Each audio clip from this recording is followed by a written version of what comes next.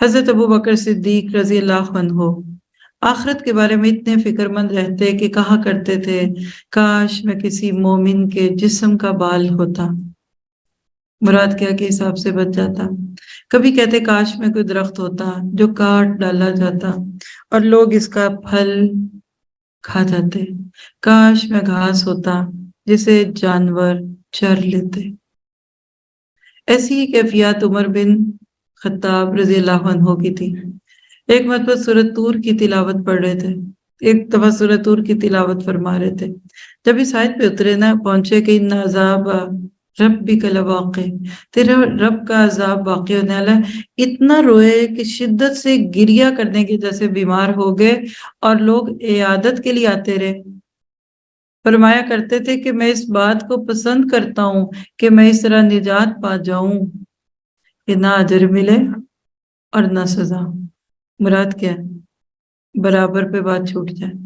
آپ میں کیا سوچے بیٹھی ہیں؟ صرف دورہ قرآن کر کے بچ جائیں گے؟ صرف یہ روزے جس کے اندر ہمیں پتہ ہے کہ کتنا خشوع اور خضوع اور عبادت ہے اور کتنی ہماری نمازیں، اس پہ بچ جائیں گے؟ بڑی بڑی نیکیاں کرنے والے ڈرتے تھے۔ امیر المومنین عثمان غنی رضی اللہ عنہ کسی قبر پر کھڑے ہوتے تو اتنا روتے کہ داڑھی بھیگ جاتی۔ کہا کرتے تھے اگر میں جنت اور جہنم کے درمیان اس حال میں کھڑا ہوں کہ مجھے کچھ علم نہ ہو کہ کس طرف جانے کا حکم ملے گا تو میں اپنا ٹھکانہ جاننے سے پہلے دھول مٹی ہو جانا پسند کروں گا۔ یعنی اس اسٹوڈنٹ کی طرح جس کی جان پہ بنی اور دل دھڑک رہا ہے، ایک سانس آ رہی ہے ایک نہیں، کہ پتہ نہیں اب میرا رزلٹ اگلا کیا نہ ہونا ہے، کہتے مجھے نہیں پتا مجھے کدھر جانے کا حکم ملے گا۔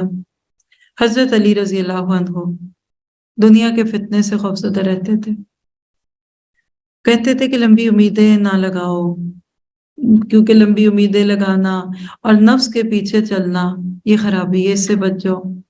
لمبی امیدیں آخرت کو بھلا دیتی ہیں، جس کو آپ کہتے ہیں نا کہ دنیا اتنی بڑھ گئی کہ آخرت کیا کرنی ہے لے کے۔ جس کے پاس جہاں سب کچھ ہے وہ کیوں جائے آخرت میں، وہ کہے گا پتہ نہیں وہاں جا کے چھینی نہ جائے۔ ہاں، اور نفس کے پیچھے چلنا حق سے روک دیتا ہے۔ سن لو یہ دنیا منہ موڑ کر جا رہی ہے اور آخرت چل پڑی ہے اور آ رہی ہے، اور دونوں کے کچھ بیٹے ہیں۔ کس کے؟ انہی دونوں کے۔ کن کے؟ نفس کے پیچھے چلنے کے اور لمبی امیدوں کے، اور وہ بیٹے کیا ہیں؟ خواہشات دنیا۔ بس آخرت کے بیٹے بنو، دنیا کے بیٹے مت بنو۔ آج عمل کا وقت ہے، کوئی حساب نہیں، اور کل حساب ہوگا اور کوئی عمل نہیں۔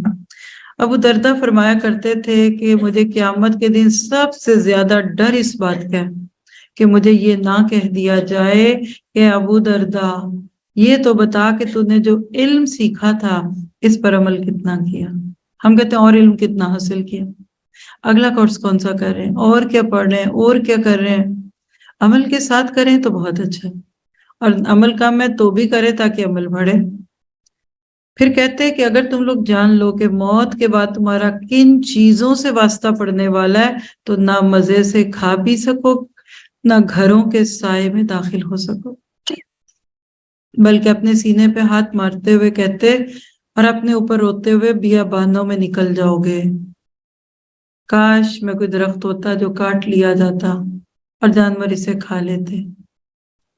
ابن ابی ملیکہ کہتے ہیں کہ میں نے 30 صحابہ سے ملاقات کی، وہ سب اپنے اوپر نفاق کے فتنے سے خوف زدہ تھے۔